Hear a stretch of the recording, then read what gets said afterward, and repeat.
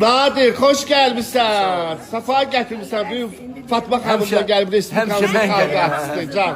Fatma xanım deyir ki, biraz özümü düzəldim, sağalım. 16 yaşında qızın obrazı yaratacağım inşallah.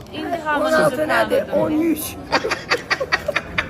Allah 13 yaşında qızın ne obrazı yaratacağım inşallah. Allah ümumiyyətlə əsl sənətkarları saxlasın. Əsl. Amin.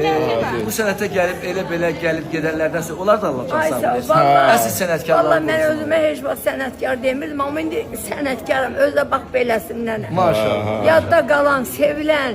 Mən çox xoşbəxtəm ki, məni bu qədər xalq sevir, tamaşaçı sevir. Bu mənim üçün həm puldur, həm vardır. Sən inanırsan, hər şeydir mənim mənim. bacım rəhmətə gedəndə gözləmirdim, bu insanı gözləmirdim də. Yəni, bu da belə münasibətimiz, belə salam əleykum. Görürəm ki, bizim həyətdədir, inanırsan. Ha, gəlib görsən. Dedim, ay Allah, mənim illər dost dediyim müğənnilərin heç Gəlmədilər. Yox, gələn